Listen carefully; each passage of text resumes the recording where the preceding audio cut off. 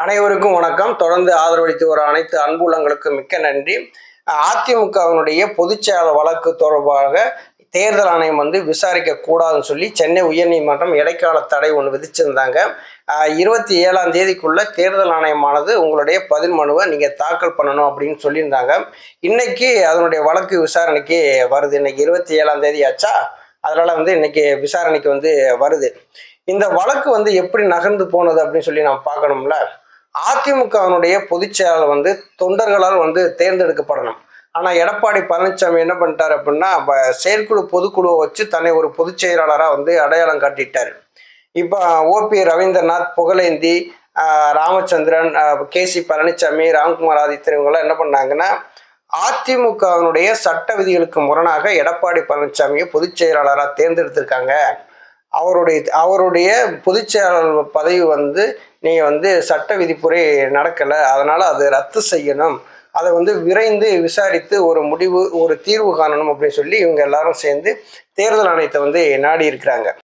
எடப்பாடி பழனிசாமி என்ன பண்ணிட்டாரு, நேர தேர்தல் ஆணையம் போயிட்டாரு. அதிமுகனுடைய பொதுச்செயலாளர் வழக்கு தொடர்பாக தேர்தல் ஆணையம் விசாரிக்க நீங்க தடை விதிக்கணும் அப்படின்னு சொல்லி அதுல அவர் என்ன குறிப்பிட்டிருந்தாரு அப்படின்னா, இந்த வழக்கு தொடுத்தவங்க எல்லாருமே பாத்தீங்கன்னா, இந்த புகார் மனுவை கொடுத்தவங்க எல்லாருமே கட்சியிலிருந்து நீக்கப்பட்டவர்கள், அவர்களுக்கும் இந்த கட்சிக்கும் எந்த விதமான சம்பந்தமும் கிடையாது.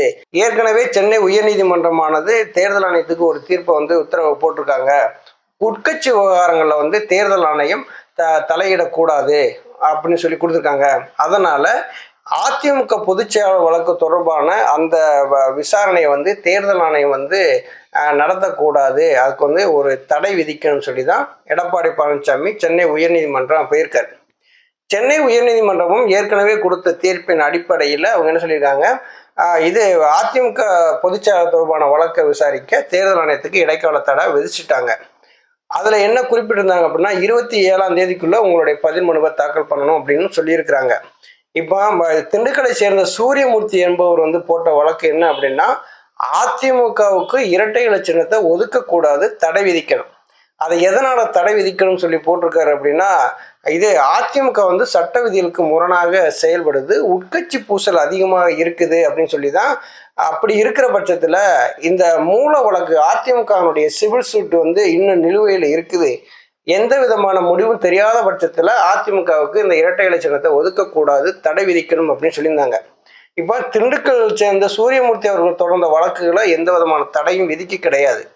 ஆனா இந்த ஓபி ரவீந்திரநாத், புகழேந்தி, KC பழனிசாமி இவங்கெல்லாம் போட்டாங்க இல்லையா, இவங்கெல்லாம் பொதுச் செயலாளர் சம்பந்தமான ஒரு வழக்கை தான் அவங்க போட்டிருந்தாங்க.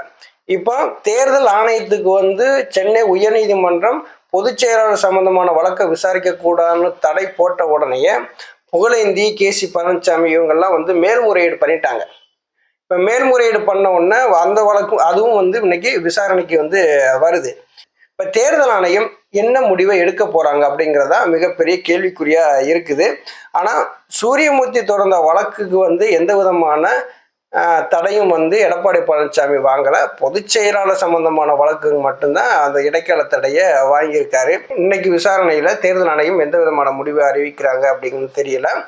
தேர்தல் ஆணையம் இரட்டை இலை வழக்கு சம்பந்தமா, அதாவது உட்கட்சி விவகாரங்கள் மேக்சிமம் தேர்தல் ஆணையம் அதிகமாக தலையிட மாட்டாங்க. அவங்க கொடுக்குற டாக்குமெண்ட்டுகள்லாம் வாங்கி வச்சுக்கிட்டு அங்கீகாரம் மட்டும்தான் கொடுப்பாங்களே தவிர உட்கட்சியில் இதை தலையிட மாட்டாங்க. உட்கட்சி பிரச்சனைகள் நம்ம தீர்த்து கொள்ளக்கூடிய இடம் சொல்லி பார்த்தீங்கன்னா நீதிமன்றங்களை தான் நமக்கு தீர்வு காண முடியும்.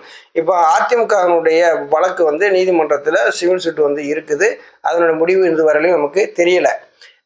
புகழேந்தி, KC பழனிசாமி இவங்கெல்லாம் மேல்முறையீடு தொடர்ந்தாங்க இல்லையா, அதனுடைய வழக்கு தேர்தல் ஆணையம் என்ன கொடுக்குறாங்க அப்படிங்கிறது இன்று மதியத்துக்கு மேலே விசாரணை நடைபெற இருக்கதா ஒரு தகவல் வெளியாயிருக்கு. நன்றி, வணக்கம்.